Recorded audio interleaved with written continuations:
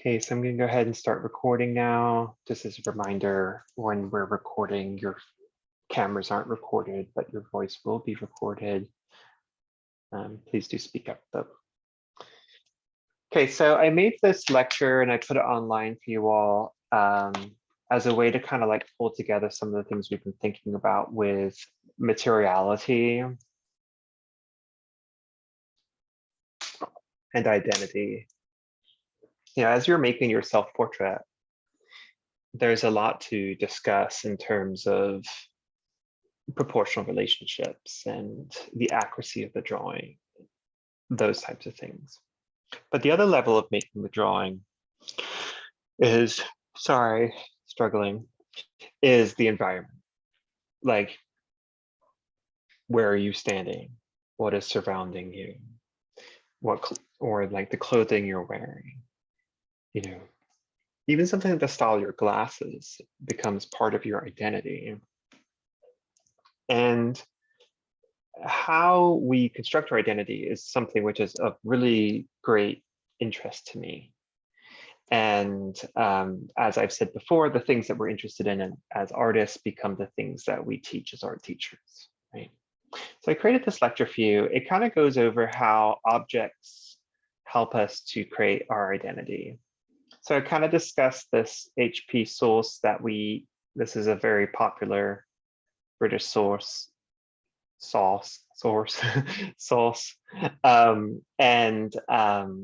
you know, it's sort of a big part of my like culinary experience is using HP sauce and everything.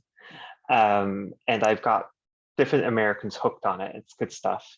So I kind of talk about this vessel and how it relates to who I am and what my identity is. And then last year during Pride, Lego released the set, and my brother surprised me by sending me this Lego set that's called Everyone is Awesome. And I kind of talk about that a little bit and place the context for you of like kind of talking about, you know, why does this thing, which is basically just 364 Lego bricks, why does this thing matter to me? And what is its importance in terms of like its cultural significance? And, you know, I'm speaking to you from Florida, where they just passed a law that says that, you know, anything about the LGBTQIA plus Two-Spirit community can no longer be talked about in school. And an amendment to that law is that if a teacher has a child that is expressing their gender differently, or a child who is gay, the teacher is now responsible to inform the parents that the student is, you know, manifesting some type of queerness that you know, the state has now deemed as undesirable. And so, you know, when I first started writing this, I was writing about like, what was it like to go to school in a time when nobody ever said the word, you know, gay, lesbian, bisexual, transgender, and like what that was like. And kind of like writing it from this like place of like, I actually taught in the schools here and knowing how positive it was compared to when I went to school. And suddenly while I'm writing this lecture, they passed this law. And so these types of things are really important to, you know, to people who are within the queer community. And so I kind of like talk about this, right? Why do these things matter to me? They're just objects. One's a vessel and one's a toy. But why do those things count? And so then I give you a little bit of this video by ContraPoints, who is a trans woman who is a philosopher and a performer and a commentator about opulence. And I tried to watch something with you from her before, but we couldn't get it to work. So I went ahead and screen recorded it because I wanted to make sure it had captions and everything. So I screen recorded this small little piece of this video for you. And it's not really like the best part of the video, but it's the part that really pertains to this idea that I want to present you with, which is like, who gets to decide what art it is? Like, who says art is art? And so there's about a 2-minute video there. Her videos can be very campy, which in the sense of like a gay humor tradition where something may be purposefully over the top or purposely like stingy, especially to other queers. And so I didn't want to give you the whole video without kind of like contextualizing it within this larger lecture for you. But I do suggest you watch the whole video. It's about 30 minutes. And it's a really, really good video about opulence and culture. And then I really suggest you watch her video on being canceled. I think everybody who sits behind a keyboard should have to watch her video on being canceled. And the reason that her handle is ContraPoints is because she presents one point of view and then maybe even a direct opposing point of view in the same video, and kind of helps the viewer sift through the different parts of each argument from as much of a non-biased place as she can.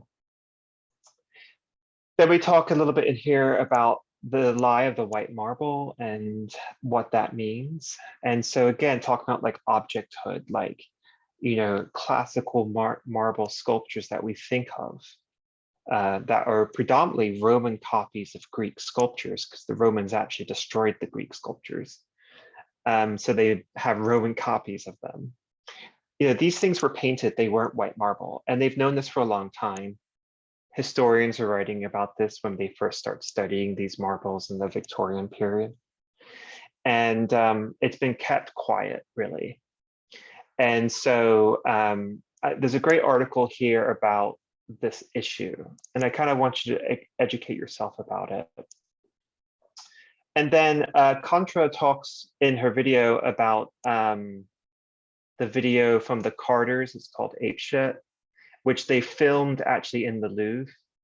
And the importance of that film, that video, is kind of outlined in this video for you. So I want you to then to watch this video. And unfortunately, the Carters have like a really, well, fortunately for them as artists, but unfortunately for us as educators, the Carters have a really strong like hold on their content.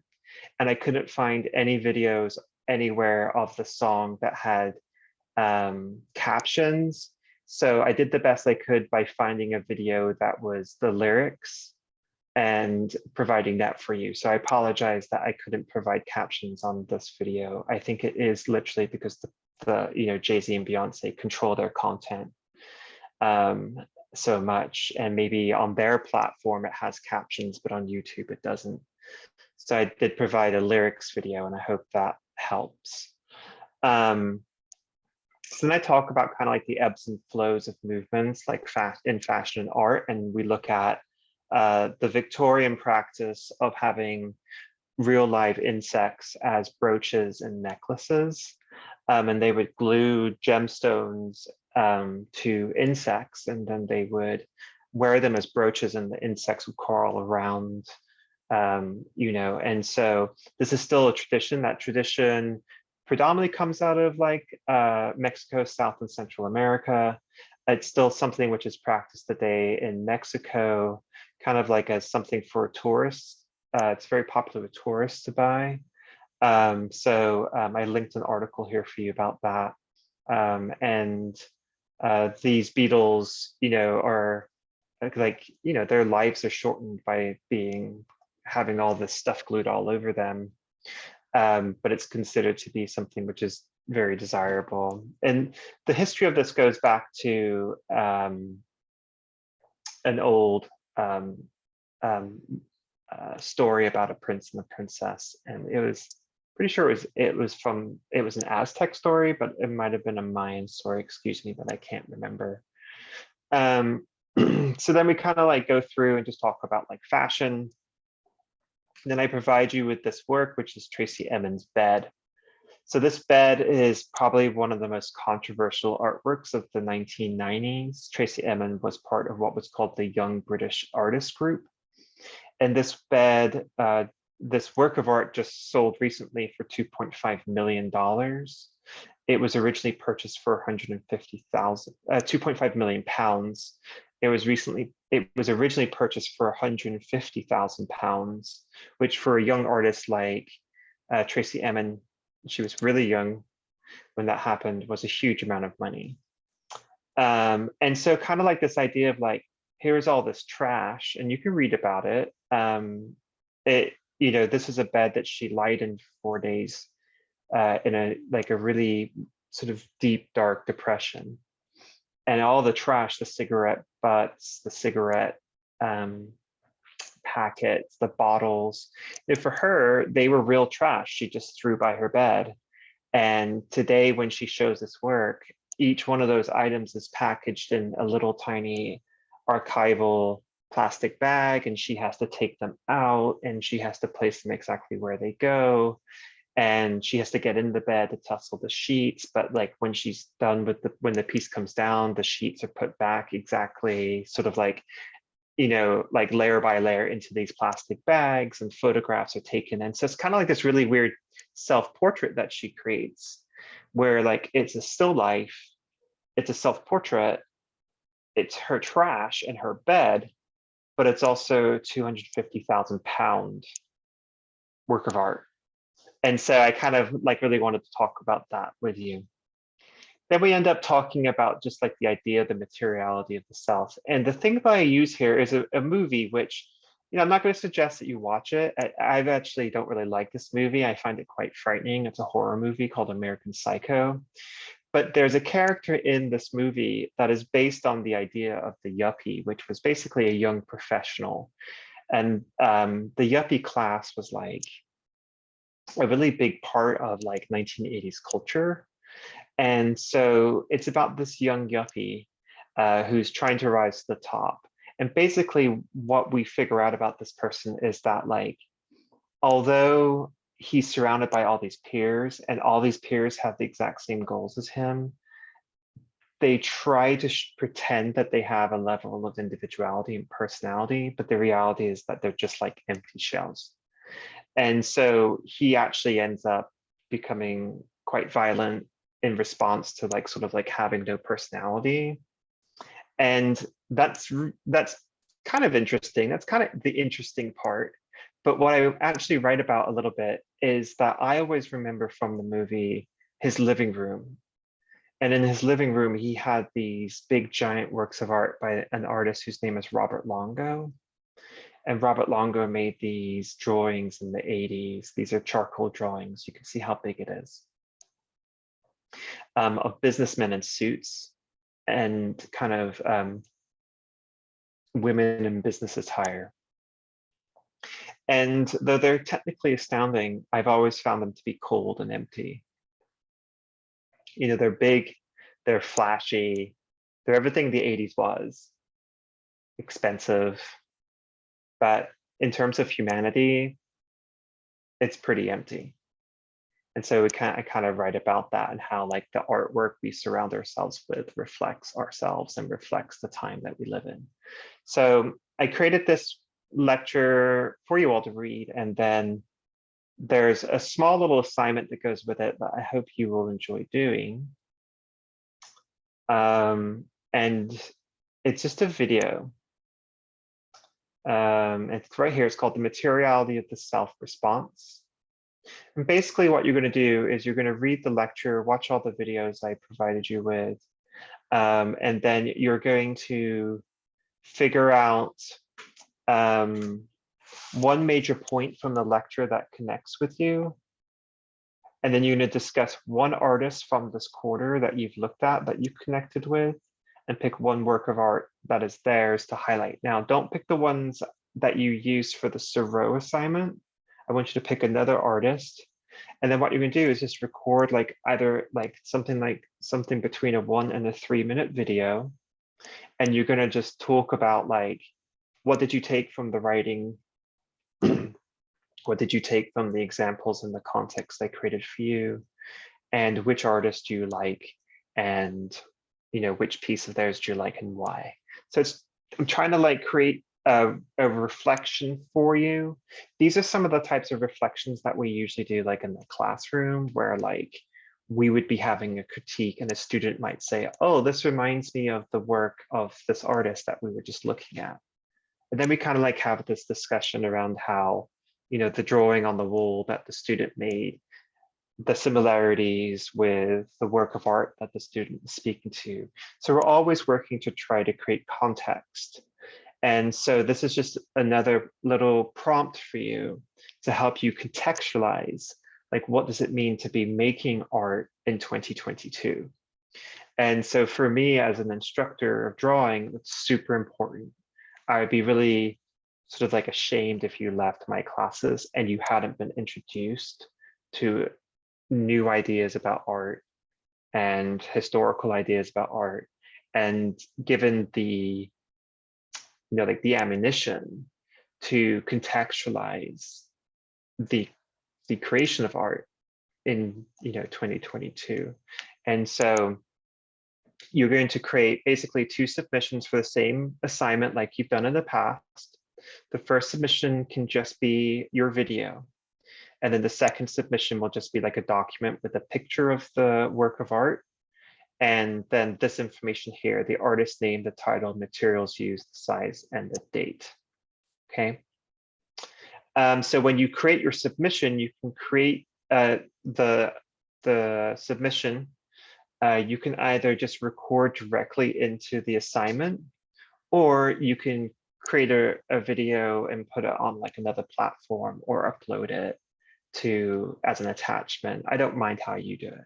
Okay, but don't go over 3 minutes, please, because there are 24 of you. And if you go up to like 5 minutes each, that's just like a lot of videos to get through. So those 2 things are linked together. And the reality is that this, whatever you want to call it, lecture, reading, whatever you want to call it, that what I'm presenting to you is part of your understanding of the self-portrait. But you're going to put clothes on, right? And those clothes are clothes that you picked, but you didn't really pick those clothes.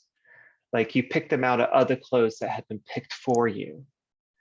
And so it doesn't matter where you go, even if you are trying to buck the system and you went thrift shopping and you went to Goodwill.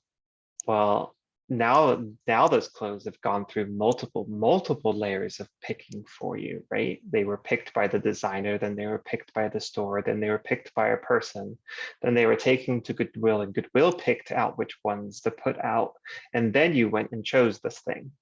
So there's like 4 or 5 layers of curation that's happening before it ever gets close to you. And so there's so much going on there that is outside of our control. And so we believe that we create our identities, but unless you're silk screening your own t-shirts, unless you're sewing your own clothes, cutting your own hair, building your own cars, your identity has really been manufactured for you. And I think that's something which I really want you to think about when you're creating the self-portrait, which is like, what am I wearing? Okay, now your photographs are going to be due very soon.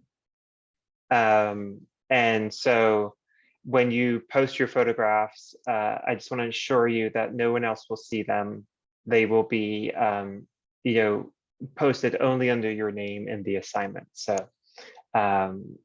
it's completely private sort of space for you to post those in.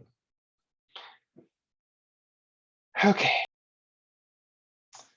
So today's lecture, we're going to talk about skulls, and we're going to talk also about gridding, because you're going to have to grid for your self-portrait.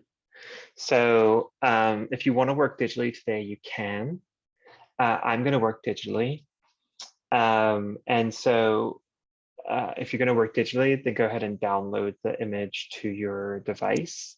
If you're going to work with traditional media, which is completely perfectly fine as well, you can just keep the image up on your screen while you draw on paper. Before we get into the whole sort of drawing tutorial time, I wanted to go over this lecture I have for you on the human skull. Okay, so I'm going to stop this. Any questions that you have?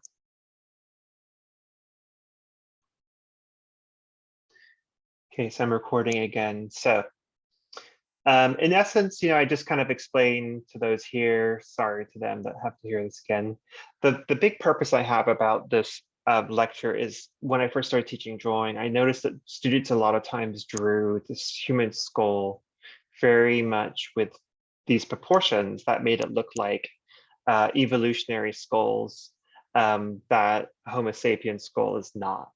And so I decided like, well, if we keep drawing the skull wrong because we're not certain of what, like what it looks like, why don't I teach everybody what it doesn't look like as a way to sort of like A, expand knowledge, and B, to sort of like give this like memory of like things which you can be looking for to let you know when you're not drawing the human skull correctly. Okay, so like Homo sapiens sapiens. And as I said to them just a moment ago, I'm not an anatomist, I'm just a painter. Okay, and so my interest in this is really just about like art. And I always tell all my students, if you don't believe in evolution, then this just gives you fuel with which you can combat that, you can have an argument with somebody about. But to me, it's a very logical theory. But I know not everyone believes in it. So we're going to start off with one of the oldest hominid skulls. This is Australopithecus afarensis. So this is the skull that is called Lucy. And the reason it's called Lucy is because when they discovered the skull, Lucy in the Sky with Diamonds was playing on the radio. And so when we look at this skull, throughout this lecture, I want you to pay attention to two really big relationships. The first relationship is the relationship, well, the first thing is the size of the cranium, okay? So this is where the brain's gonna go. And the second thing is the size of the frontal bones. That's gonna include the supercilious arch, which is the frontal bone here. It's like where your eyebrows are. It's going to include the maxilla and the mandible when there's a mandible available. Other things I want you to pay attention to are going to be ear holes, the external acoustic medius, okay? And then things like eye sockets, nasal cavities, okay? And then as we go through, I'll sort of point out some other things. Another big thing is going to be the zygomatic bone. And then whether or not there's a ridge on the top of the cranium like that, which would be called a spine, which would be running across the top between the parietal bones.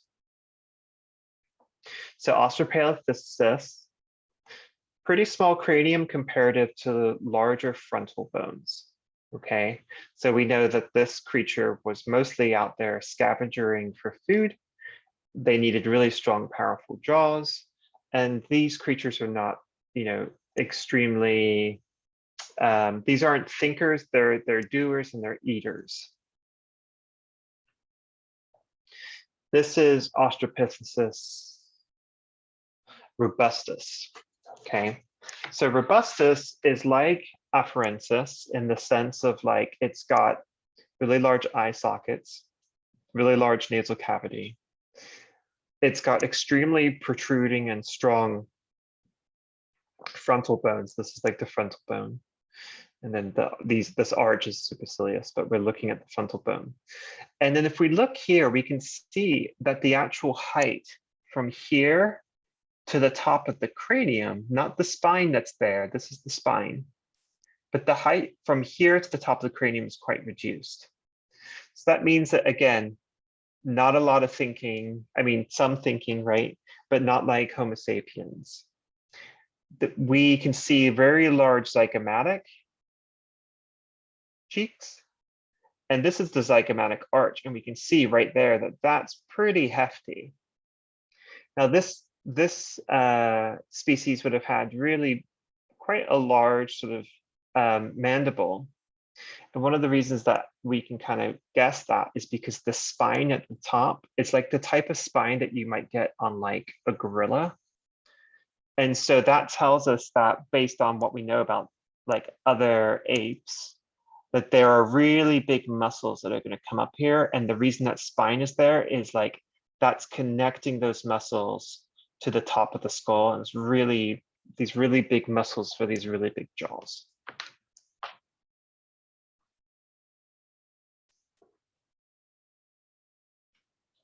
Okay, this is Australopithecus. This is a Boise. So we can see here with this, again, really large mandible.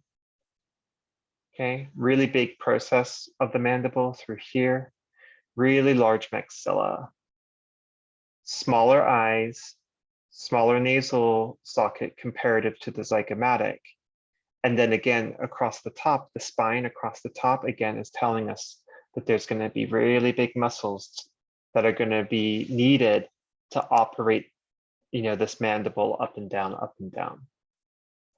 So this is, again, this is going to be a creature that is scavenging and looking for different types of food that may have been left behind by other scavengers higher up on the food chain, like, some type of cat or some type of perhaps even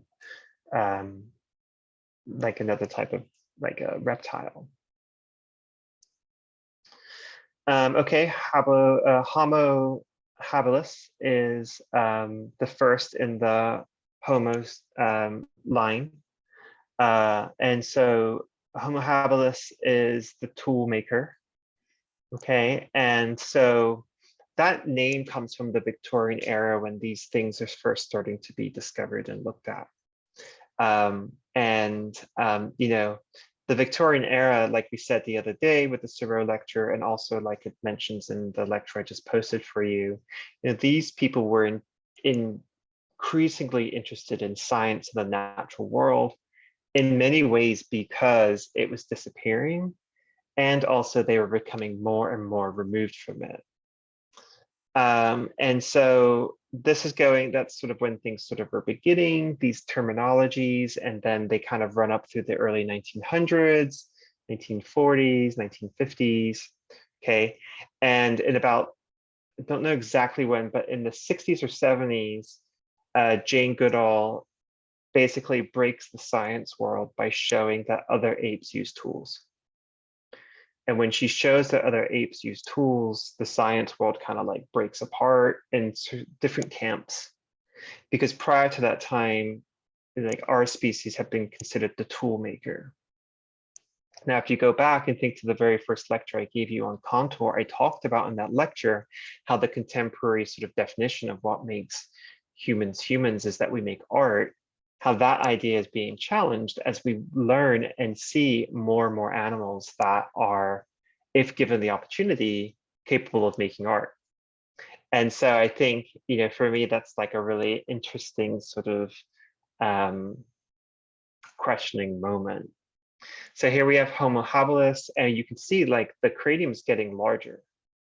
So what you're going to see as we move through is larger and larger cranium, smaller and smaller jaws.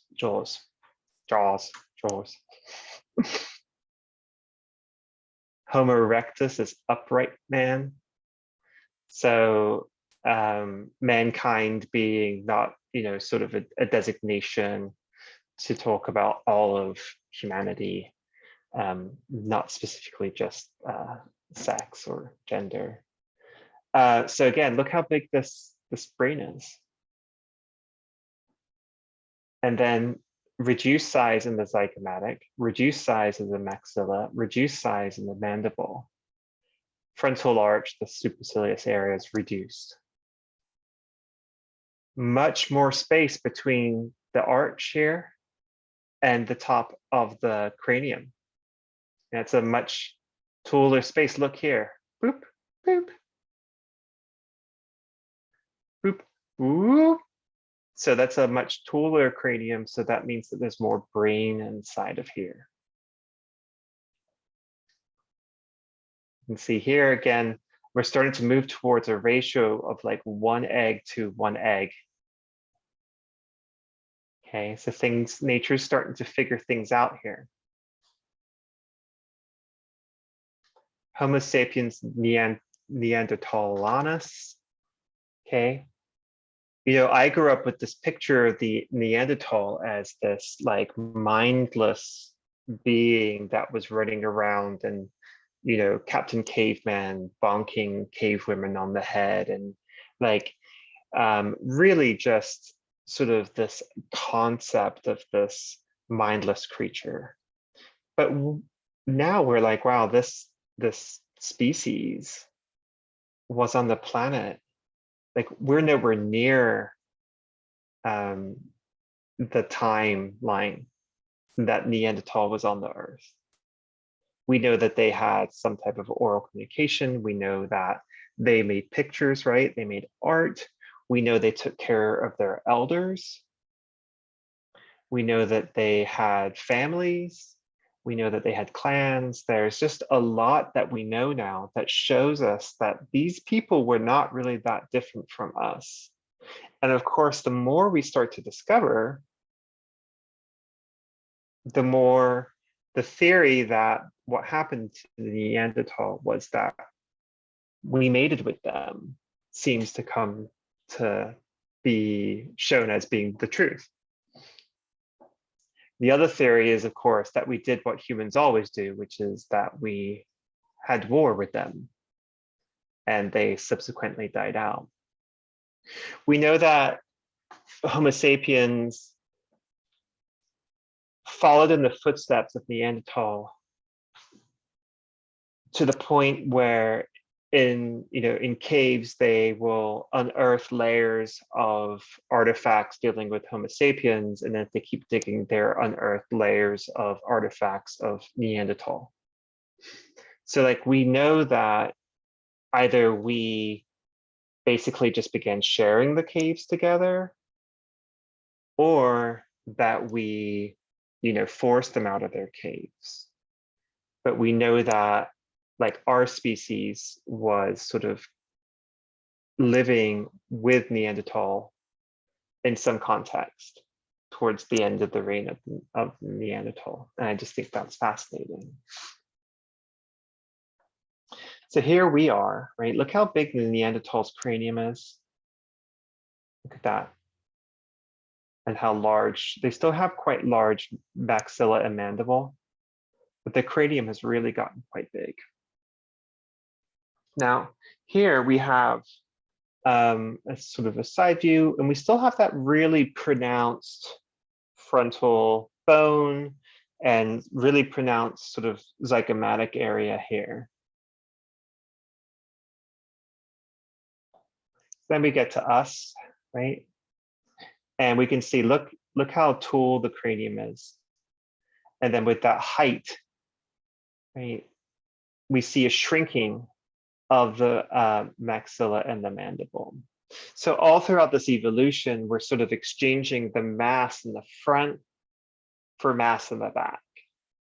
And so, of course, the adaptation is related to the more we think, the more complex our problem solving becomes, the larger the brain grows, the less we need our jaws. And so that's basically the exchange that's occurring. Now, if you've ever held a natural human skull, they're actually really light comparative to like the plastic ones that you get used to seeing in classrooms. It's kind of like this like feeling that when you pick up a plastic skull, that's going to be the actual weight of a human skull, and it's not. A real human skull, excuse me, is actually quite light. And in particular,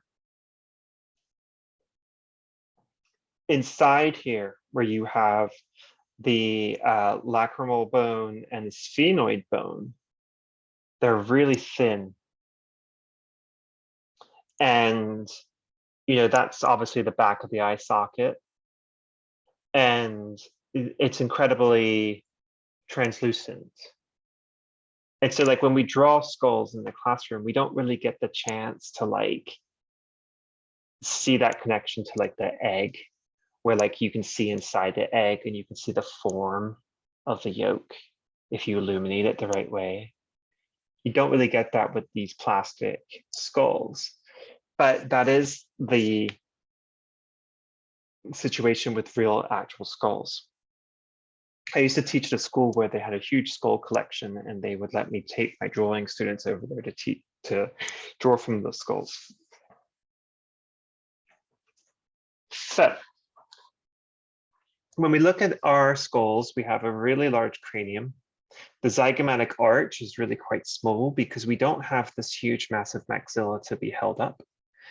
We can see that the external acoustic medius is pretty small.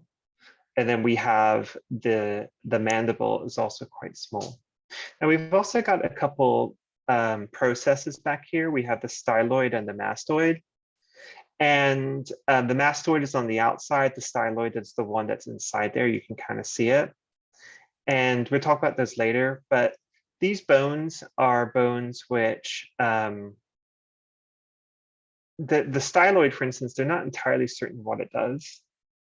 But they think it's connected to your tongue in terms of like, they know where it's connected to, but they think it's part of the way that we use our tongues. The mastoid is part of where the muscle that runs down the outside of your neck connects to, which is your sternomastoid muscle.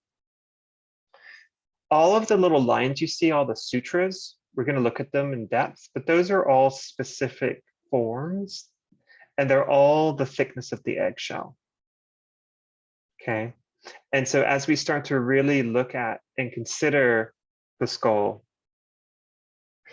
there are all these ways that we can connect the skull and the human head, but the skull that we're looking at right now, to the egg, not just in the shape, but also in the way that, like, there's a crack in the egg. Well, that's like a sutra. You know, there's a luminosity to the egg. That's like the sphenoid, if you illuminated the skull from behind. There's a color of the egg that is similar to the color of the skull.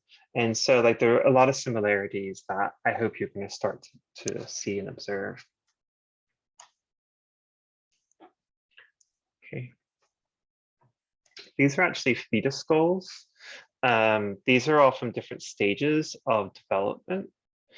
And the reason that I think it's really important to look at these is because they help us to understand and make sense of what the sutras are.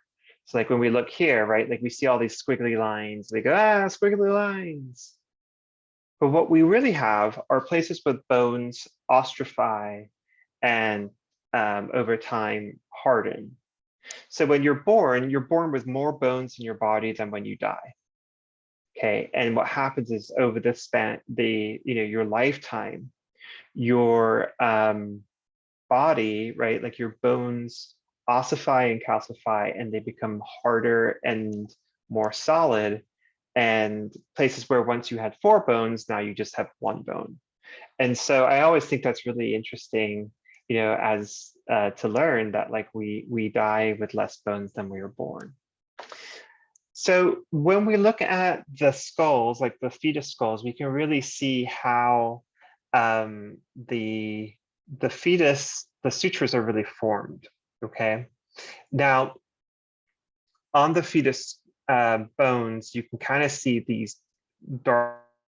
Those are the places where the bone is soft, and those are the places where they're going to harden over time.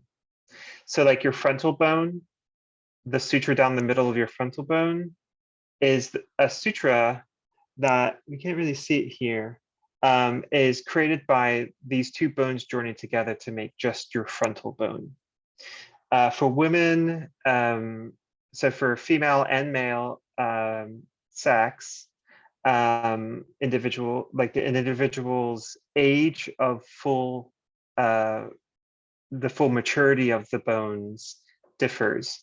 So female bones become fully ostracized, not ostracized, sorry, ossified at a later age than male bones. And so there are some small differences that occur in like these sort of like skeletal structural elements. So we can see that one of the biggest things that's missing too here is the teeth. And so that's really, closing the maxilla and the mandible together real close. Now, was I about to say? Oh, right. So the reason that the skull, like look at how the skull is forming, right? We can see that there are parts of the parietal bone like here that are kind of like pushing underneath that bone, that part of the parietal bone. On the other side is a different parietal bone. And so what's happening, right, is like this is the mechanism through which nature designed this big-brained species to be birthed. And so the soft, malleable skull is something which is able to be pushed through the body, like pushed through the birth canal, and without, killing the female and without killing the child. And so the softness of the skull, the ability of the bones to sort of overlap and be manipulated is a big part of how the human species developed the success of birthing these large-brained children. And I think that's extremely interesting. So here we see from the top, we have an adult skull and a term fetal skull to kind of show you where those sutures are and how they form and ossify. And then I just have some basic information here for you that you can go through, but we're not really going to spend much time on it, but just stuff for you to review in terms of understanding like the differences between the fetal skull and the adult skull. Okay. So we can see here, interesting, because the process is like your mastoid process and your styloid process are kind of like pulled out from the bones that are there by things tugging on them over time. So just some interesting things for you to kind of look at and consider. So molding is what happens when the fetus skull passes through the birth canal. Basically, we can see the frontal bone slips under the parietal bones override each other, so they go over each other, and the occipital bone slips under the parietal bones, okay? And so then this is actually a painting from the Pacific Northwest. It's by an artist whose name is Paul Kane. It's Chinookan child in the process of head flattening, and then an adult after the process. And so there's been many cultures on the planet that have practiced head flattening as a form of beauty. And it's like, it's a manipulation of the body to create a difference that culturally is seen as being aesthetically desirable. And so here we see a historical painted record of indigenous native practice. And then on the right, you can see one of the skulls from the Nazca here. So let's just run through the big bones and the skull.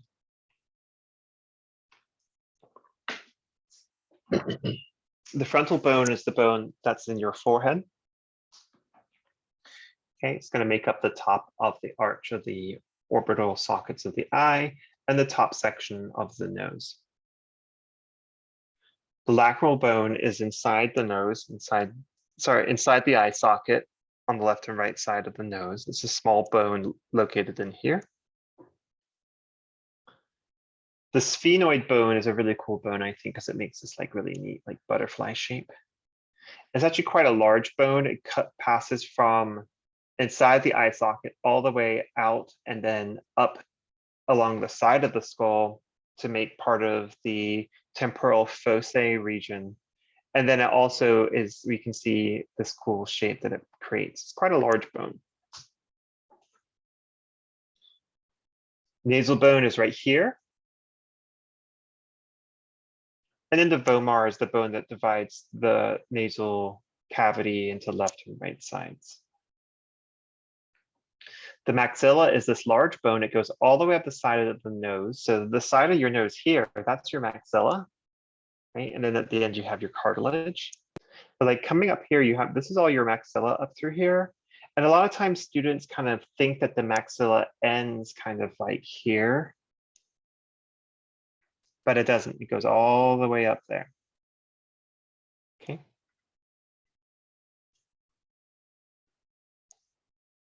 Then you have your zygomatic bone. So again, a lot of times we sort of perceive that this here is all zygomatic, and it's not.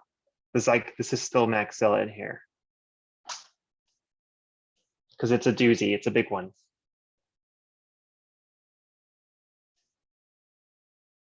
Come on. Zygomatic arch. Kind of think of that connecting the frontal bones to the cranium. The mandible is the lower jaw. And then the coronoid process of the mandible is like this little part here, where it comes up and it fits sort of underneath the zygomatic. And if you click on this, it takes you to like a pretty cool like X-ray of someone chewing, and it shows the way that the bone moves to allow you to chew. The hyoid bone is a floating bone in your neck. It's the only bone in your body that's not connected to any other type of bone. Styloid process is underneath and behind the mastoid process. This is mastoid, this is styloid. This is the mastoid process here. That's that point that connects to the sternomastoid muscle that creates the outside of your neck. And then your occipital bone is this big bone on the bottom of the skull. The temporal foci region, you think about your temples, that is this larger area right here on the side of the skull behind the zygomatic arch. And then the parietal bone are these two bones on left and right side of the cranium that make up quite a large section. Okay, so it's always important when you draw like heads to always put the head on a body of like, may not be the whole body, but at least the neck. So I always kind of quickly go through and cover the vertebrae of the spine. We don't usually get a chance to draw the whole skeleton online, but in the classroom, you do get a chance to like draw from the skeleton. It doesn't translate so well online. So you have three main curves to your spine. You have your cervical, your thoracic, or it's also called the dorsal or your lumbar. Okay, so the cervical are your neck bones, the thoracic are the bones, each one has a rib connected to it. And then your lumbar are the lower, larger bones. Excuse me. As you come down towards the bottom of the bone, you have the pelvis. Sorry, bottom of the spine, you have the pelvis. The pelvis is made of the ilium and the ischium and the ilium. Okay, the ilium is this sort of like larger section here. I don't think I have, yeah. The ilium is this larger section here. And the ischium is the smaller section here. Okay, now the ilium has this ridge here that's really nice for us when we draw the figure because it usually sticks out through the skin. And that's going to be the iliac crest. Okay, and then the back of the pelvis is made from the sacrum and the coccyx. And those are just fused together vertebrae. The only other vertebrae that have names are the atlas and the axis. Okay, and you can remember that really easily. Atlas held up the earth. So the atlas holds up your head. And the axis is an axis that allows you to move your head. Okay. Now, on a male skeleton, the pelvis is going to look like this.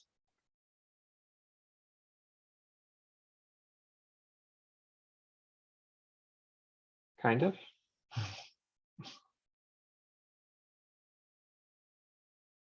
Okay. It may not be tall enough. There we go. Maybe that's better. It's going to be pretty tall and pretty thin. Okay. On a female skeleton, the pelvis is going to be wider and more bowl-shaped. That's to hold the baby in the womb. As they say, it's sort of like a little bowl. Okay. Usually the skeletons in classrooms, for some reason, are female, which I always find really interesting. Okay. So the male pelvis is going to be taller and more narrow. The female is typically wider and not as tall.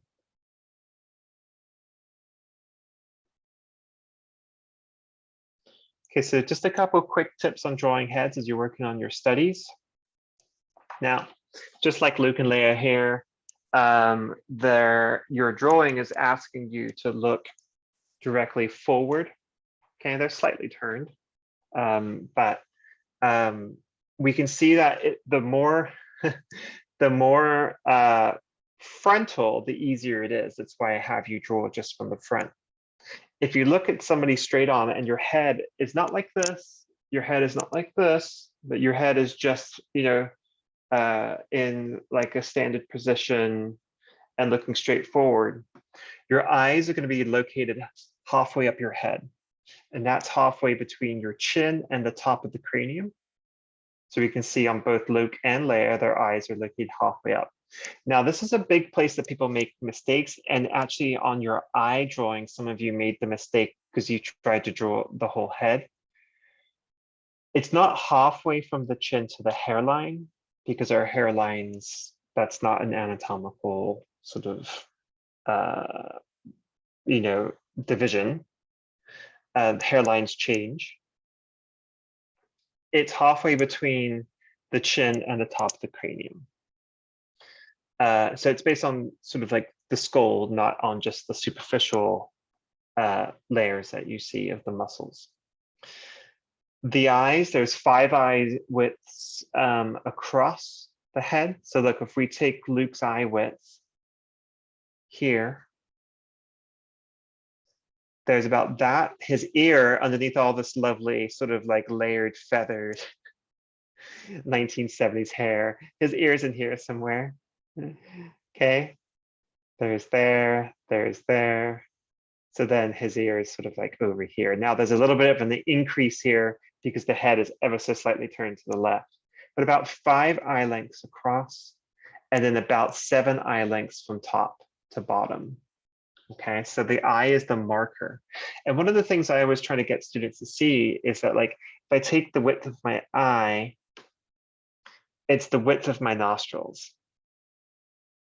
If I take the width of my eye from halfway of my mouth to the outside corner is 1 eye, there's another eye there, so it's 2 eyes there. Okay, so it's 2, your mouth is basically 2 eye widths. And that helps you to remember that when you look straight forward, then your pupils line up with the outsides of your mouth. These are generalizations. These are not rules. These are just ideas. Okay, they're beginnings. As we age, our face changes. People from different racial backgrounds, faces change. And so, like, there's variations that occur. The variations are what makes us a beautiful, glorious species. And that's where our power is, right? Like, as a species, is our diversity. So if you look, sorry, this got jumbled apparently. So basically, if you look here, we have Leia again. She's the princess, she has to be in everything. And then we have Lando. Okay, we can look and see that the ear is generally lines up, the top of the ear generally lines up with the top of the eyebrow. But if no one has an eyebrow, like if someone draws on their eyebrow, like how would you know? Well, you're looking for that supercilious arch over here. And sort of that change from the frontal bone into the orbital socket of the eye area. So top of the ear lines up the top of the eyebrow, bottom of the ear, excuse me, lines up the bottom of the nose. Do you see? And then usually there's a 1-to-1 ratio from the bottom of the chin to the corner of the eye, and then the corner of the eye to the back of the ear is usually a 1-to-1 ratio. Okay. Now, one of the things you can work with a lot to help you draw the face is negative space, and draw the whole body. Mostly drawing hands is about the negative space. So here's this extremely, extremely, extremely controversial painting of 1884. This was considered to be one of the most sort of rude and inappropriate paintings of the 1884 New York high society world. Now, there's not a lot of you here, but why was this considered to be so unacceptable? What about this painting is just so immoral? Too much skin. Yeah, you can see her shoulders. Okay, and because we can see all of this at this very, very famous socialite, we can see all of her skin. This was deemed to be a very scandalous painting. But that profile, look at that profile. Okay, so this is by John Singer Sargent. So when we look at the profile, we can see that we have the opportunity to create all of these external angles. And when we create these external angles, it creates a very distinct negative space. So we can then measure and compare what does this negative space here look like to what we're actually looking at. We can compare what does this negative space here actually compare to, excuse me, on the person that we're looking at. And so these exterior angles somewhat are part of a system of drawing. I'll show you more accurately what the system does. But they're part of a system of drawing that we call the envelope drawing. So we can draw a line from there to there, and there to there, there to there, there to there, there to there, there to there, there to there, there to there. Okay, then there to there. We're going to ignore that. Down, down. So in envelope drawing, I suppose we could follow suit, actually. I suppose let's do that. Let's follow suit. Basically, the idea is that you're creating a system of measurable distances that allow you to see sort of like the envelope of space in which your object would go within. Okay, and so here we can see that if we draw around the head, we create an envelope of space that the head exists within. And so in true envelope drawing, you would actually draw the envelope first and then put the figure into the envelope. And it's a really helpful way to draw because you're creating a space and then you're putting the figure into that space or putting the object into that space. So for instance, a line can be created from here to here, and there to there, there to there, there to there. And you'd just be like at the highest points. And because they're measurable angles, that means that you can actually measure with your tool where they exist. And so you can start to create the exact space in which to place the figure. It's a really helpful system of drawing, because then what happens is you start to create then the contours of the interior figures, which then create these really great sort of negative spaces. And you can say, okay, if I measure from here to here in that negative space, that measurement is equal to the measurement of the neck. And so then you found two measurements then, and you can measure them against one another. Or you can say from the eyebrow to the chin is equal to the distance from the top of the bodice to the shoulder there. And so you start to sort of create these interior and exterior measurements that help you to piece together this thing that you're trying to draw that's extremely complex. Okay, and we're going to start to talk about incorporation of the envelope approach. Any questions? Okay.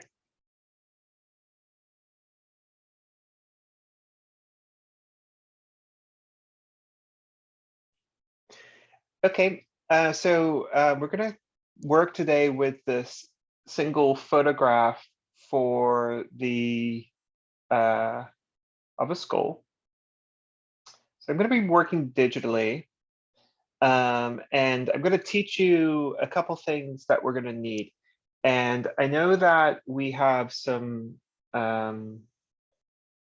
students that need to leave a little early. So we're going to do the stuff that will be applied to your final exam first, and then we're going to dive deeper into drawing the skull afterwards. So the first thing I want to sort of discuss with you is the idea of gridding. So you're going to be gridding for your final exam. And the basic idea of gridding is this, right? Like if I have, you know, a photograph and it's this big, and my paper, I think I discussed it a little bit the other day, is this big. How do I translate what's on the little photograph to the big piece of paper? And so this is a pretty old question. It's been happening for many generations of artists, many generations. And so one of the systems that we have at our disposal is gridding. Now, a lot of times in like contemporary society, we always think digital is going to always give us the best answer.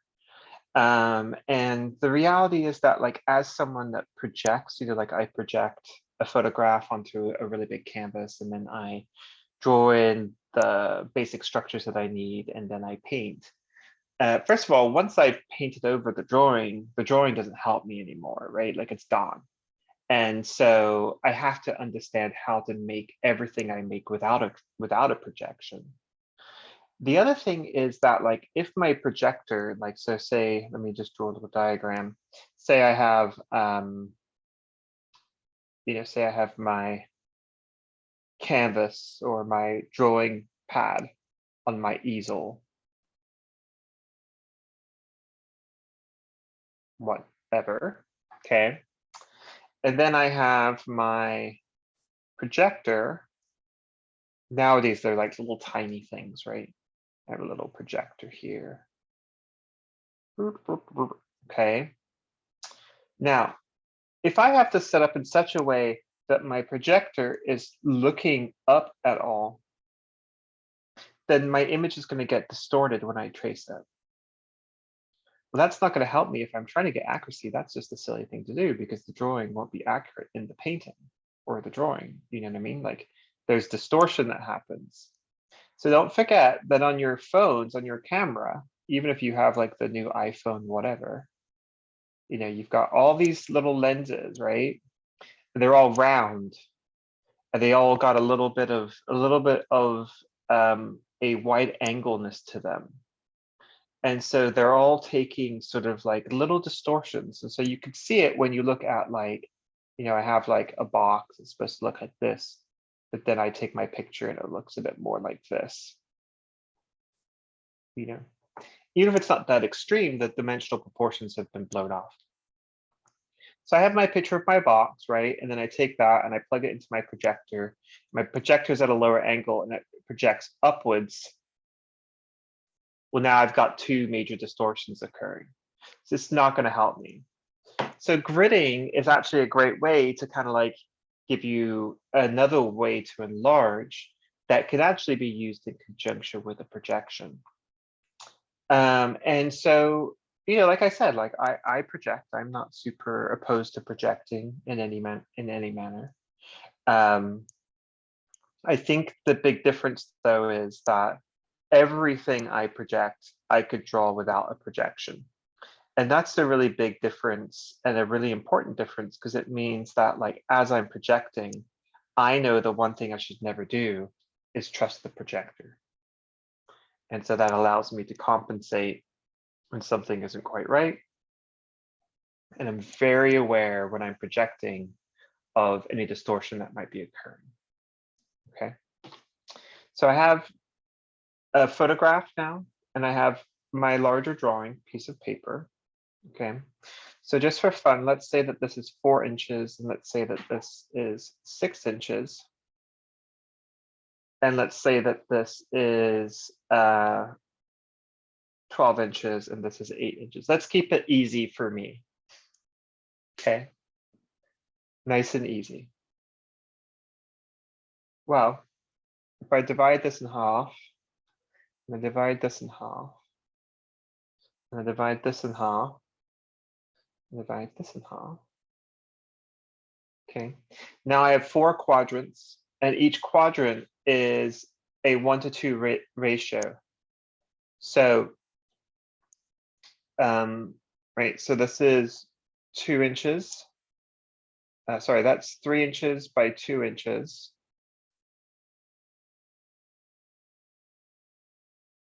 Okay, so that tells us then that this is going to be 6 inches by 4 inches. And so there's a 1-to-2 ratio between each quadrant. So if over here I have, you know, the top of a bottle and it comes down through here.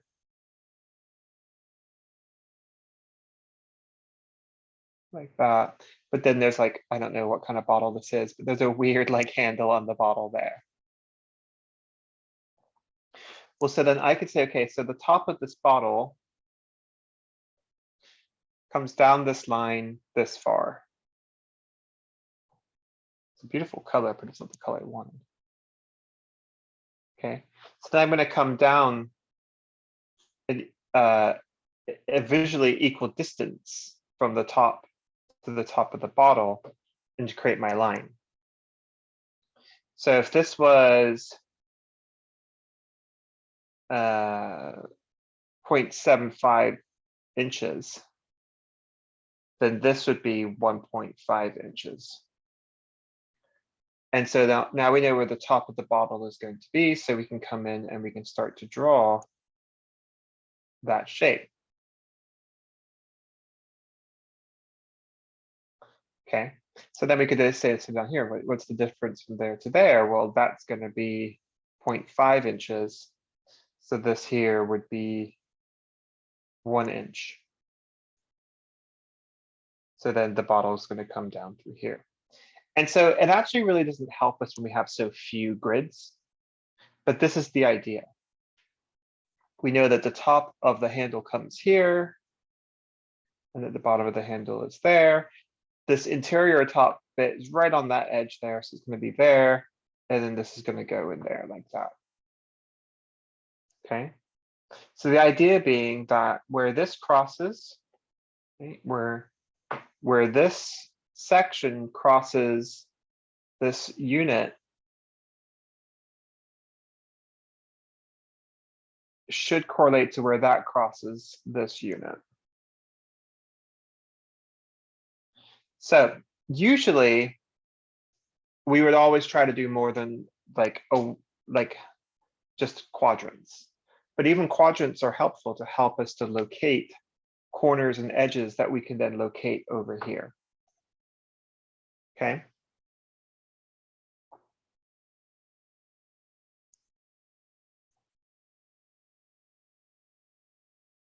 So what we're going to do, let's go ahead and delete this layer too. So turn on my picture. Okay, now I'm just going to use the thickness of my ruler to kind of create a grid. And really, like, I just want to show you what it's like to create a grid. Okay, there isn't any like measurement ruler on Sketchbook.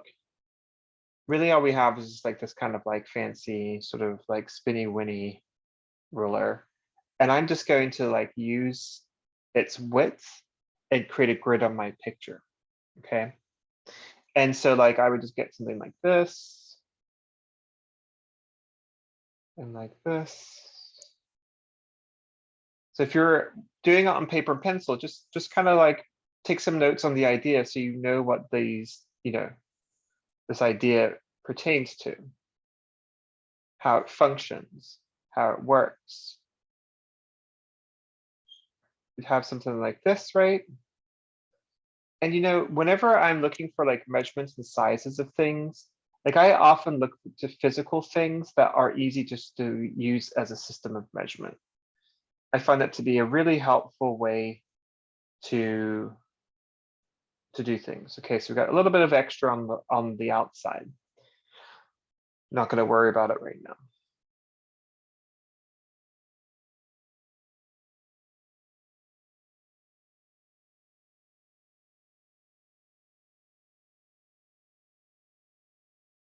It's doing a grid. What I'm after really are squares, but rectangles work too.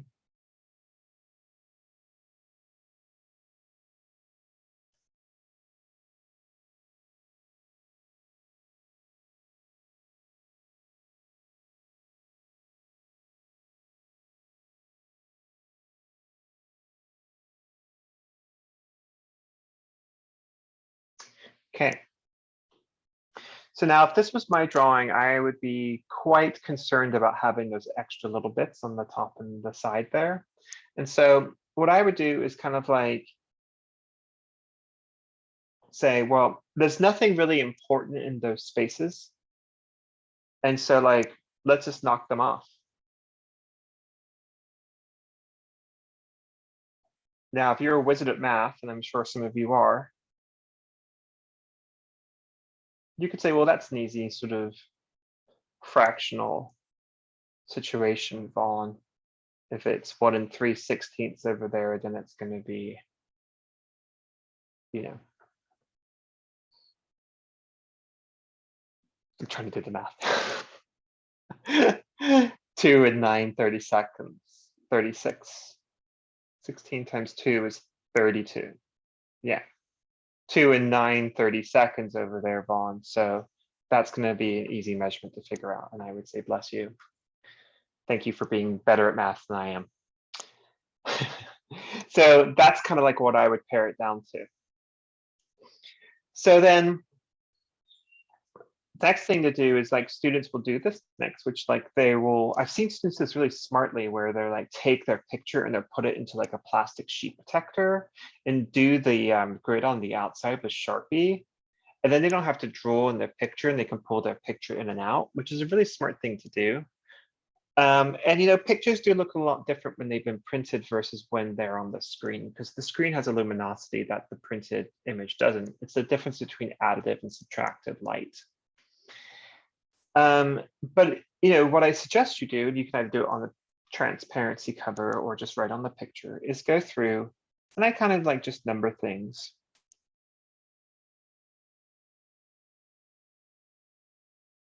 So 9, right? And then I can do like A, B, C, D, E, F, G, H.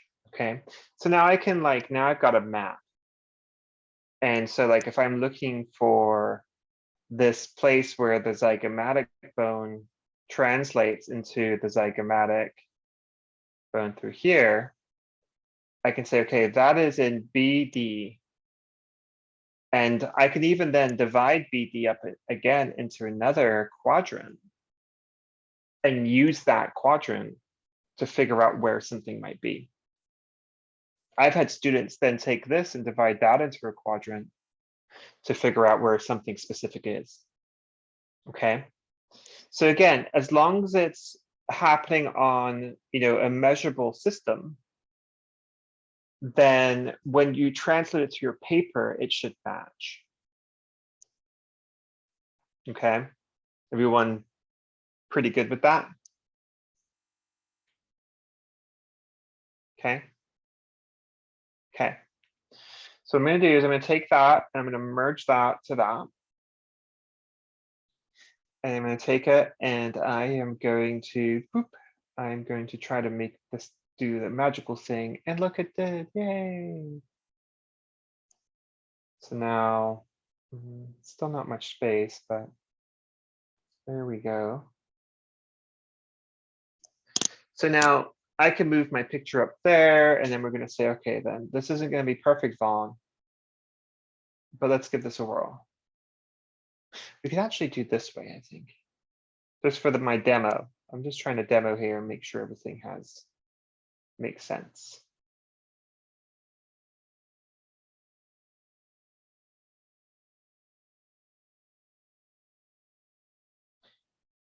Okay, so now I'm just going to try to draw a rectangle that's pretty similar in ratio.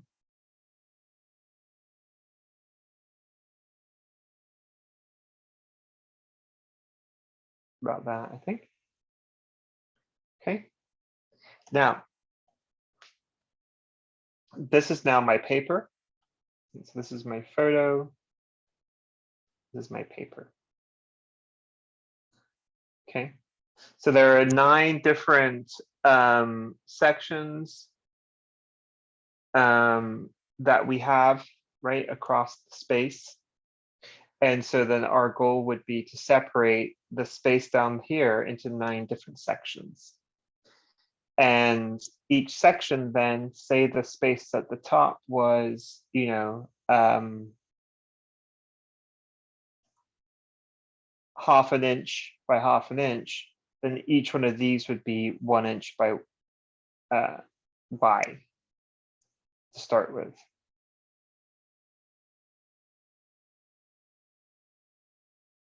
One, two, three, four, 5, 6, 7. Oh, look at that. 8, 9.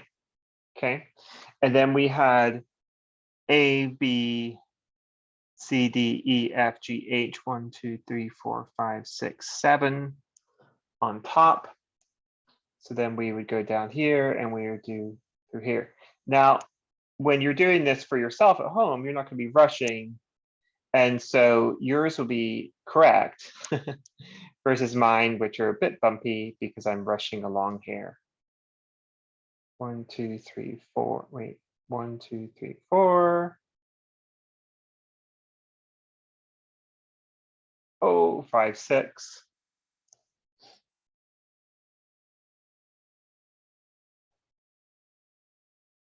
This one maybe. I'm just gonna put it here. 7. Sorry, not perfect. There you go. All right, so now we've got 1, 2, 3, 4, 5, 6, 7, 8, 9, and we have A, B, C, D, E, F, G, Molly Vaughn.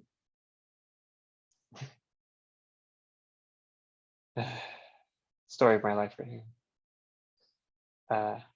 Don't look over here. That was always there. La la la la la. There's H. Always there. Never wasn't there. Don't ever imagine it wasn't there. It was totally there.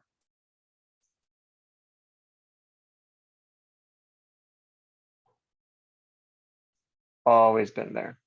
Okay, so now we have sort of, you know, we have the breakdown of what's in the photograph to what's in the paper. So again, say that this is 0.5 square, like, you know, this is each one of these squares is 0.5 times 0.5. Then if it's a 1-to-2 ratio, this is 1 by 1. And so then if it's a 1-to-4 ratio, then it would be 0.5 times 4 is going to be 2 to 2. Okay. And so there's, you know, whatever this ratio is, 1 to 4 now, then this now here is going to be this times 4, right? So this is 0.5 times 4, et cetera, et cetera. Okay.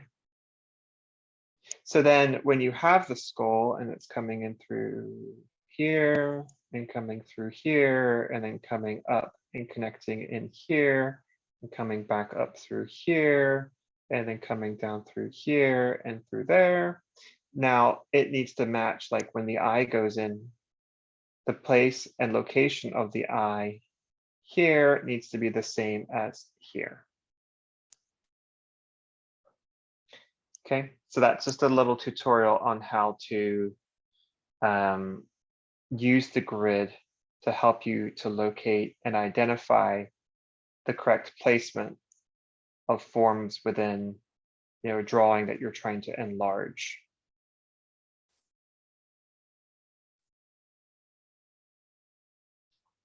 Zach, any questions?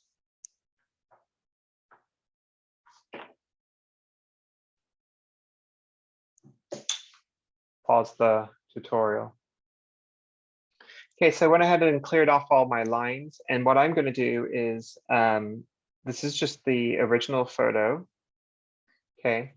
And what I'm going to do is I'm just going to shrink that down so that it's smaller. Okay. And I put it up here like so. And I really just want to focus on like the skull and the shadow. But I need the skull to be big enough that I can draw. So my drawing might be, might be a little bit cramped, but this gives me the space to do both at the same time, and for you to see. Okay. So there are many different ways to start off drawing a skull. One of the things that I want us to think about first is just like the perspective. Okay. So this line here becomes a little bit misleading because that kind of makes us think that that's where the horizon line is, but the horizon line is actually higher up. The horizon line is actually up here. Okay. And when we look, what we're going to do is I want you to imagine that you have like a glass case. It has a handle and you're going to pick it up, you're going to take it and you're going to put it right over the skull. And it's not going to go like this with the angle of the skull because that's just an arbitrary angle that is being created by the way that the skull is sitting on the surface. But instead, we're going to come around, it's going to be placed down and it's going to fit around the skull based on the widest points of the skull. So the widest point of the skull in this case is going to be right around here where we see that bright spot becoming dark. And you're going to have to extend it a little bit beyond the skull like that. So that's the corner. Okay. Now, this side, we can follow the shadow and we can see that this is all going to take us to some type of vanishing point. Sort of like, we just need the highest point, so here. So some vanishing point that's over there.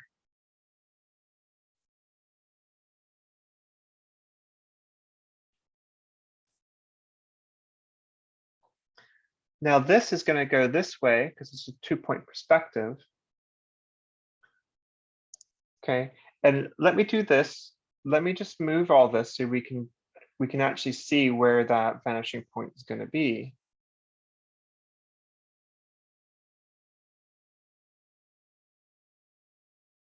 Somewhere over there.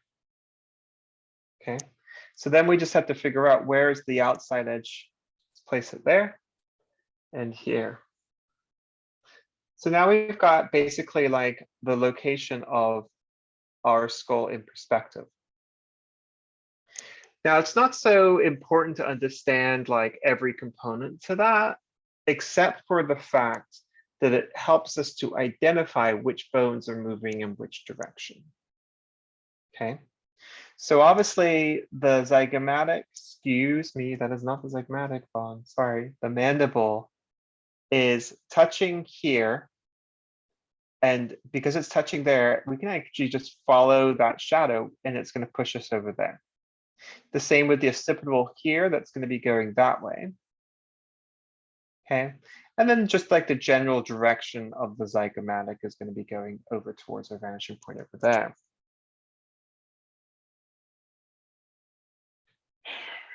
This is going to come towards us this way, and it's going to come through the bottom of the nasal bone. Sorry, the bottom of the vomer there. This is going to come along here and come across the bottom of this arch of the maxilla as it turns into the zygomatic. Same thing here. Like so. Same thing here.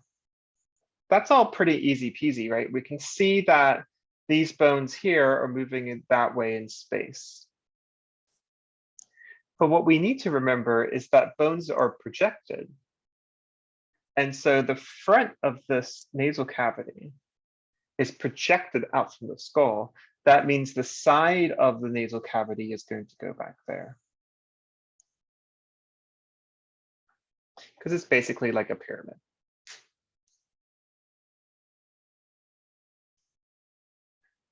So like here, the front of the teeth are going that way, but the inside of the teeth are going this way.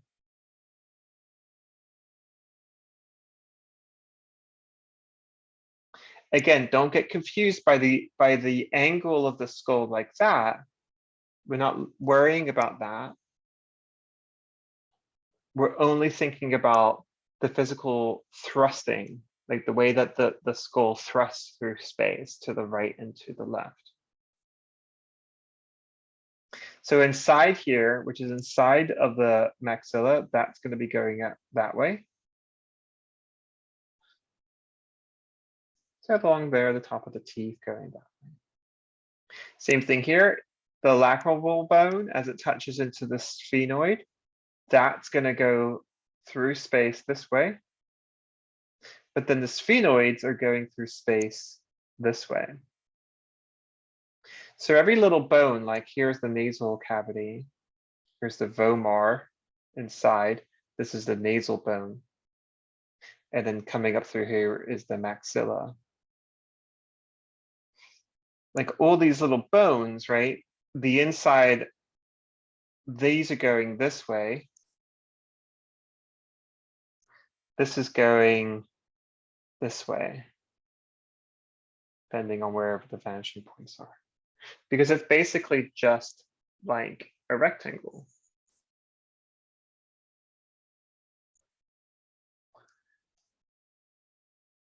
Okay. So you often see people actually use a square to describe the human head.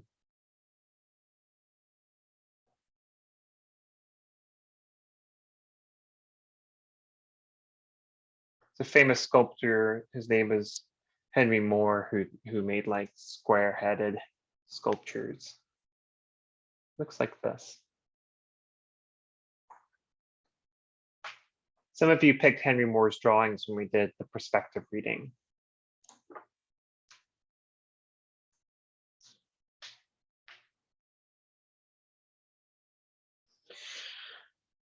Okay.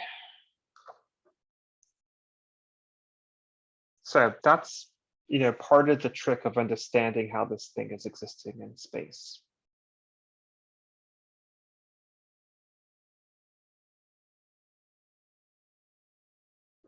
Okay, so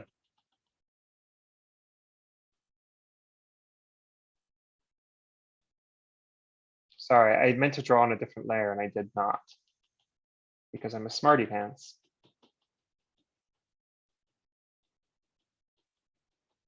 There's a great little restaurant in Georgetown called Smarty Pants, and I suggest that you visit it one day.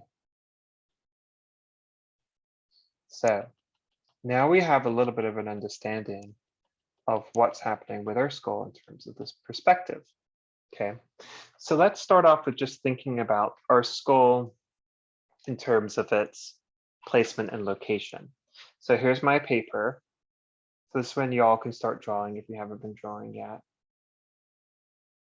Okay, and on my paper, I can kind of say, okay, well, this is my, this is my frame of reference. That's the space within which I'm going to draw, and it matches the shape of my photograph. Okay. Now, all kinds of things. Let me show you like 2 or 3 tricks you could do right now to help you figure out things. Okay.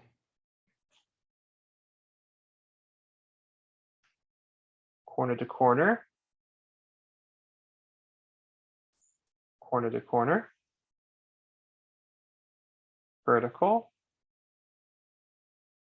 Horizontal. Corner to corner. Corner to corner. Vertical. Horizontal. Now, if we do that, that gives us the chance to see, okay, so where all of our lines intersect is somewhere towards the back of the cranium, somewhere on the parietal bone towards the back of the skull. So we can use that to help us to establish sort of the parameters of our gestures. So let's make a little gesture. We're going to start with just like something like this. I'm not really doing like a slow contour, but I am looking at the outside edges. Looks something like that. Okay. Now you could also do an egg. And then you could say, all right, well, I've got an egg, and then draw like some type of box on it, kind of has that same sort of feeling.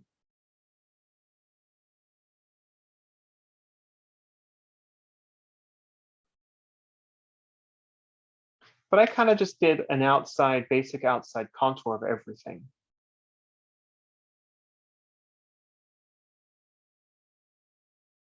Can I see problems? Yeah, and guess what? That's Brad. That's why it's a gesture.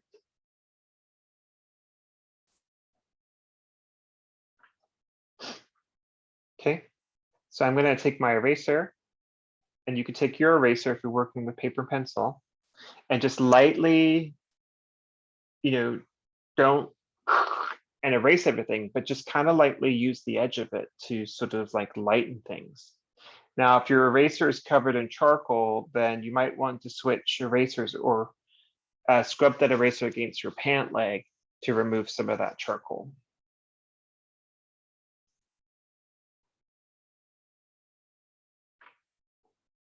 So now let's look at things that I know is wrong in my drawing. I can see that the civil bone is here, but mine's too far down. So I need to go up and I say, all right, well, there's the civil bones going in there. And then that's going to come up, and then that's going to go up, and then that's going to go that way. So I'm able to kind of see where these things are in correlation to the Union Jack. So then I say, all right, so then the bottom of the mandible here, the medius, that's over there, that's going to come through here. And I can kind of look to see this distance here to see like, okay, how does that distance feel? Feels okay.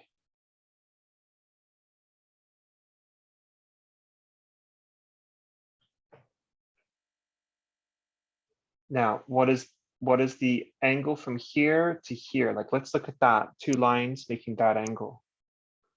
Okay, so it's an upwards angle and about, it's about halfway through this space. I'm going to switch, I'm going to pull in this angle. I can take my tool and line it up like this, and I can line it against an angle that I'm drawing, and then line it against the angle that I drew to see if they're the same. Okay, the one thing you don't want to do, y'all, is you don't want to, the one thing you don't want to do, I'm trying to think of like what, is to take your tool with your angle and try to put it on your page and trace, because if you do, it's going to shift. Okay. And then we can say, well, there's an angle there, and like there's an angle there. Okay. So we're somewhere in here. And remember, y'all, it's okay, like in these early stages like this, make those mistakes. It is not an issue at all. All the drawing that you make that's wrong, it all becomes language in the drawing. And so just by lightening it a little bit, like what I just did, it just becomes language. It becomes pedamente, it becomes underdrawing, it becomes the drawings of structure.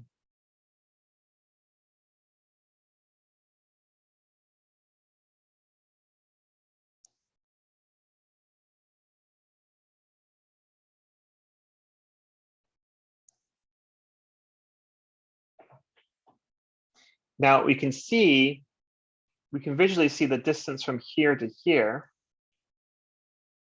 It's not halfway through the bottom sort of quadrant, but it's kind of close. It's like here. So you can kind of tell that there's going to be like a little bit of an egg shape in there. And on the other side, we have a little bit of an egg shape. These are pretty similar in height, but we're going to get cut off by that nasal bone there. And that's going to come into that nasal cavity in there.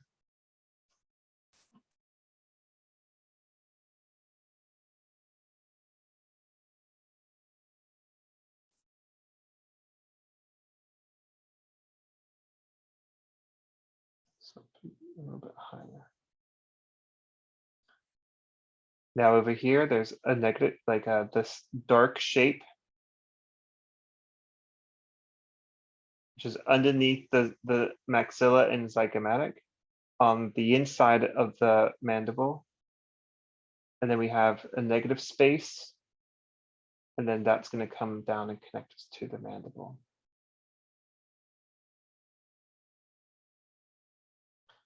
Now we can see where we have this sort of turn of those angles. That's where the teeth are going to be.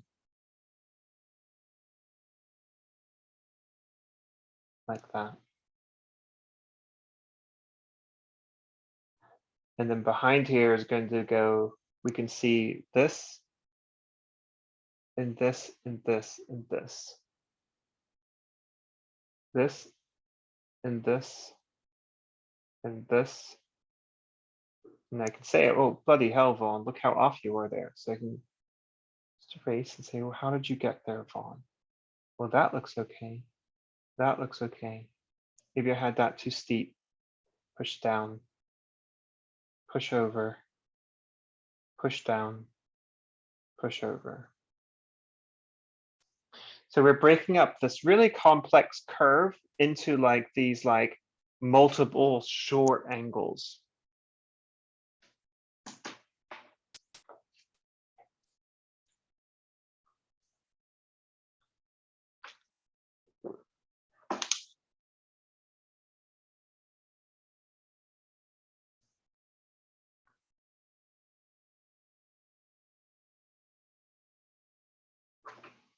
Then really importantly, we want to bring in that shadow and that horizon edge like that.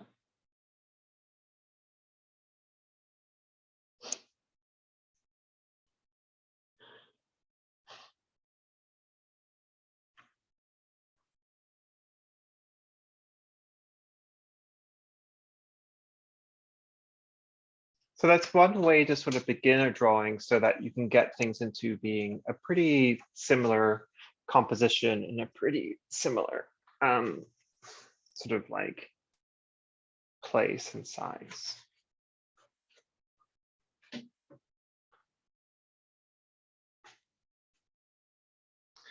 Now,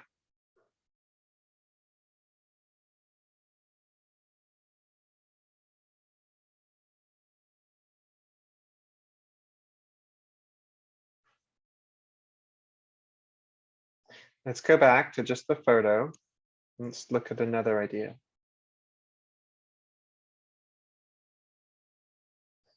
So now I keep forgetting to do multiple layers, but I do. So excited to teach.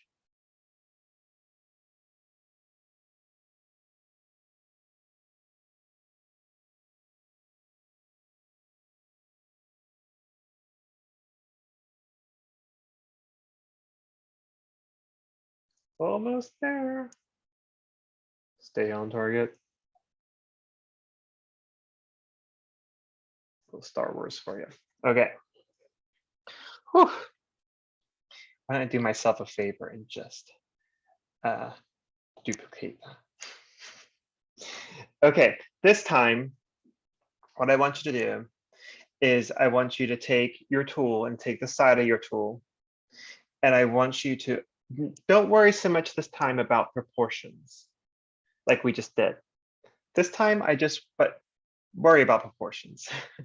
But I mean like the whole space. If you end up just drawing the skull really big, that's fine. So what I want you to do this time is I want you to only draw the spaces where you see darker elements. Why isn't that working? Oh, it's locked.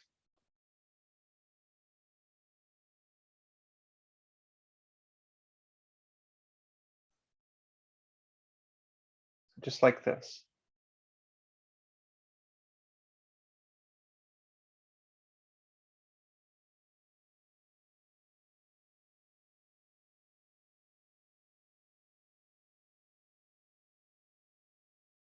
It's okay to change direction if you feel like it's going to enhance the drawing. Try not to do like what I just did, which is draw an outside edge.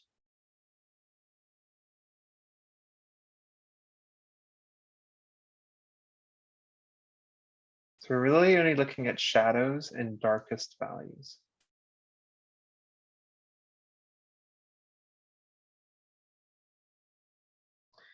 So something like that.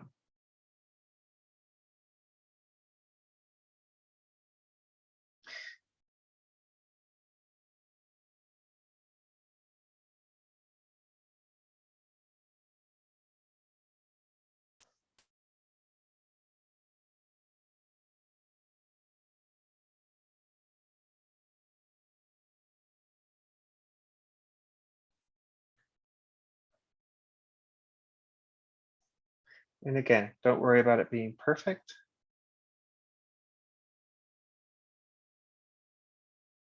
We're thinking about how that darkness helps to create that form.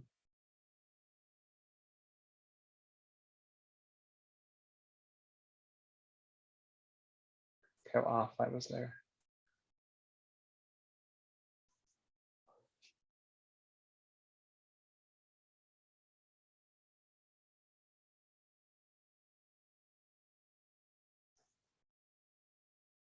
So just the darker spaces.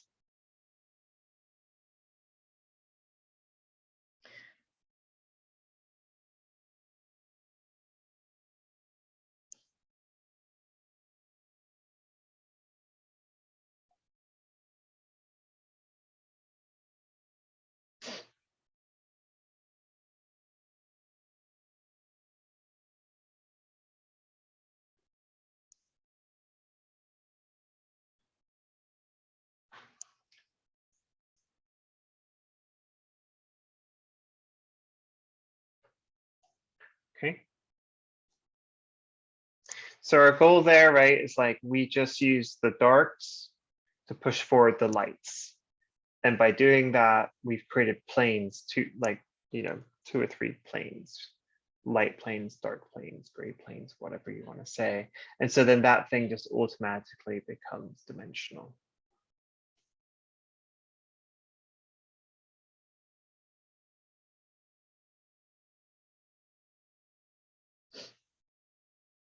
So let's look real quick and let's just talk about like a tooth. Let's talk about a tooth. Let's say this tooth here. This one.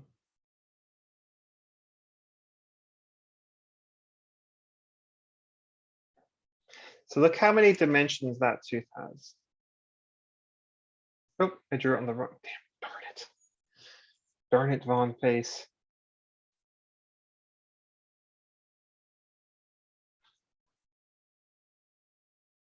Okay, so that's the dimensionality of that one tooth based on like our direction, like it's going through space this way, it's going through space this way, and we're looking at it from a certain angle. Let's look at another tooth. Let's say like this tooth here.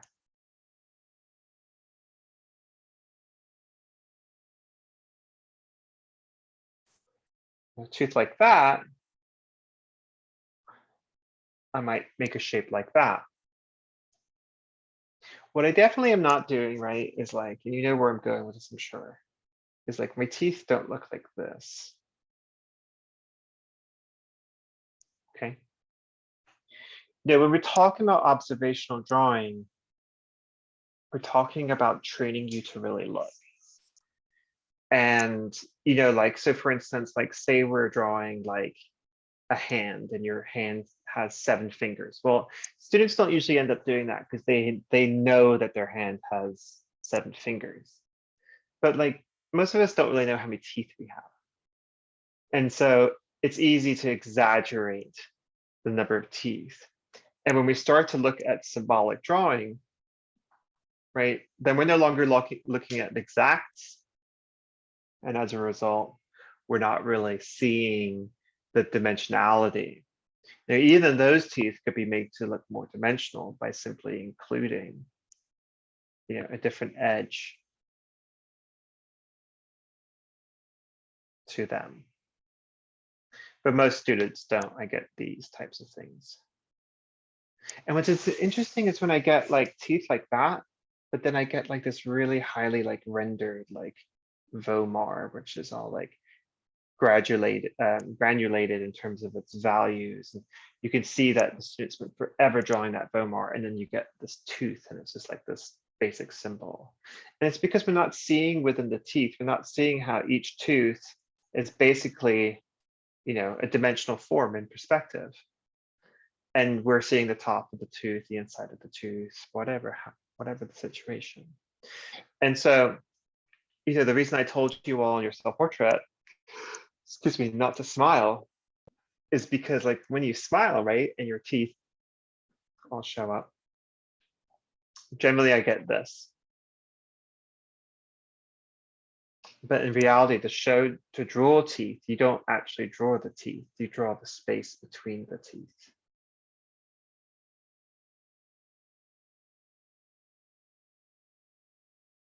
And by drawing the space between the teeth step forward. And so that's one of the reasons why drawing teeth is so hard. Okay. So back to our little drawing here. So here's our little drawing. Sorry, I'm struggling with the time difference here. And so this would be like the most, you know, dynamic form of light and dark. Now there are other types of things happening in here too, right? Which is like these softer, you know, sort of more subtle shades. And so like if we look, we can see, well, there's like a difference here between this light plane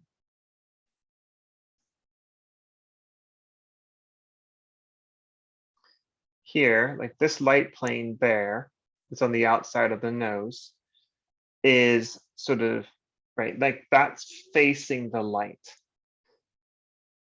But then the side of the nose is in shadow.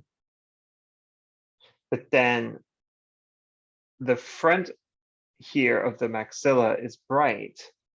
But then because it's pushing back in space away from the light, that part of the zygomatic is dark. And so if we look at this and we say, okay, so like when we examine something like this with this skull,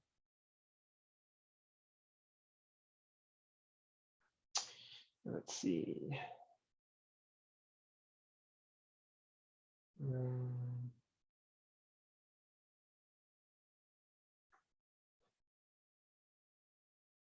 Trying to see if there's like a screen color dodge. It's easier on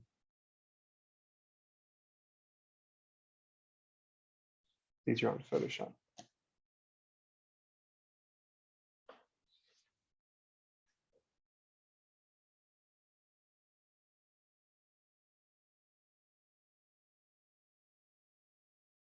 If we do something like that, then we can see these jumps in these planes of value much easier. And so when we look, we can see like, okay, so like now we can see that there's a plane, like look how this plane here looks different, right, from this plane here. And how that looks different from here. What are we doing? We're isolating the contours of the planes of value. Okay, and so we're saying, okay, so like this plane is like in this group and looks this way, and you know, because it's a light gray. And this plane is in this group and it looks this way because it's like this light gray. And so as a result, we're sort of like taking these different variations of lights and darks and sort of like, you know, shoving them together to create a very specific, you know, planes, shapes of light and dark. So this is what I'd like to do, is just want to show you one last thing. And then we're going to do contour drawing include with the planes involved.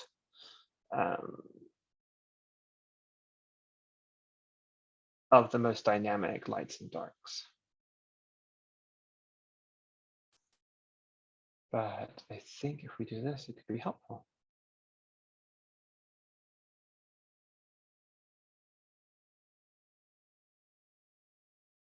Okay, so here's that photograph in Photoshop. And so then, and Photoshop is so different these days from when I trained to use it in 2002. Adjustments.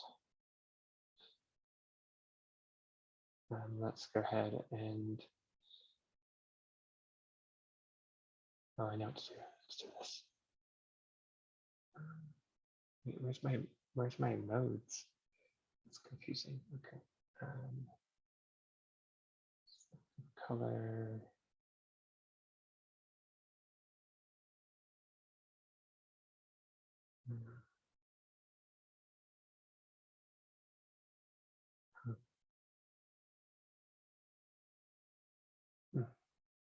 Oh, here we go.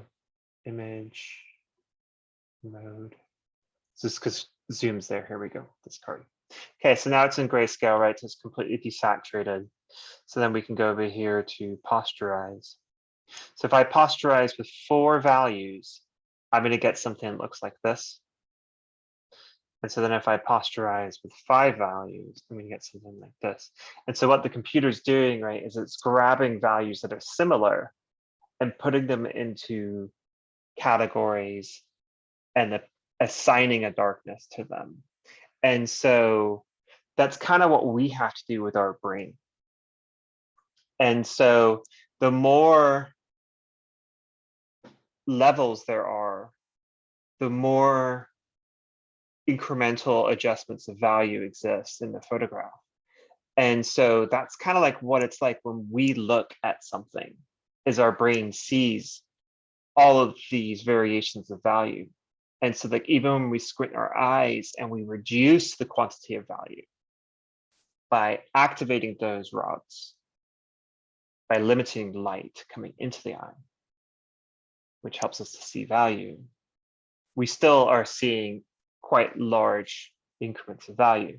So the computer, you know, is able to say, actually, you know, if I only want to see 4 values, it's going to look like this. And so sometimes it looks great, sometimes it looks dreadful, depending on the original lighting and the original photograph. So we can see here what it might look like to have 4 individual values isolated versus, say, 6. Okay. I want us to try to see if we can't draw, and I'm looking at the time, depending on the time, if we can't draw some of these planes of value with contour from the photograph I provided for you. So unfortunately, I'm not going to let you look at that. We're going to be looking at the photograph that I provided for you. Resume share, stop share. I don't know why it won't let me resume share. And what we're going to do is I'm going to put this one up on the share screen. Okay, and let's draw for 10 minutes or so, just the contours. And then we're going to include this time the contours of the largest planes of value that we see.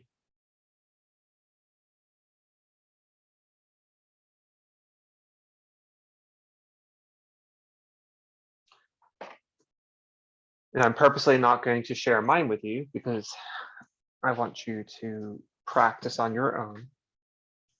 I want you to squint your eyes and try to isolate some of these incremental value planes to combine them into larger light and dark planes. It's okay if you don't draw the entire background and everything right now. If you just focus on the skull, that's fine.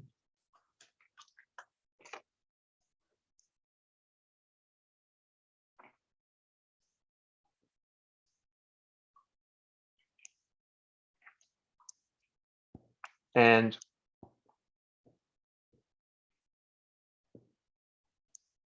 its contour.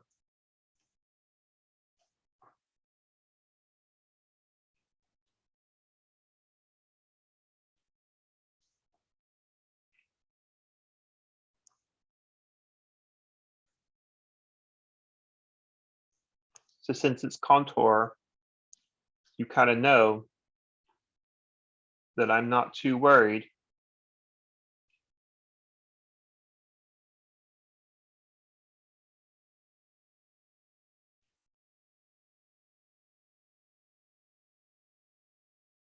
about you drawing the whole thing.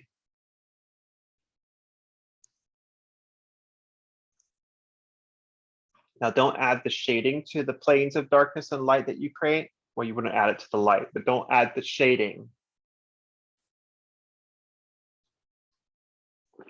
Just keep those spaces isolated with contour edge.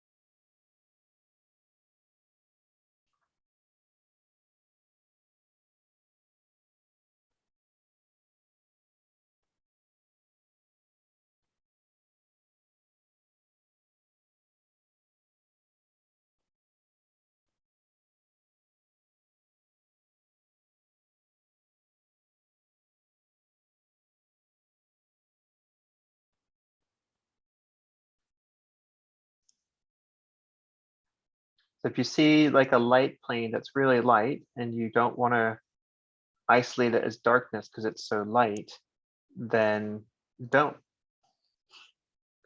That's totally your choice.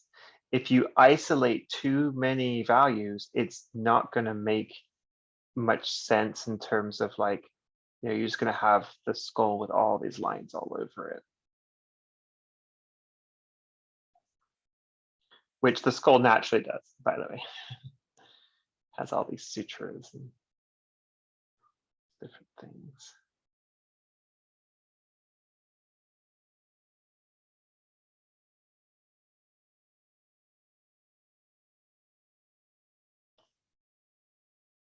So we're starting to learn to practice our own decision-making processes here, deciding like what is going to be enough value, what's going to be, like to be in one category and what's going to be, too much value to be in another category.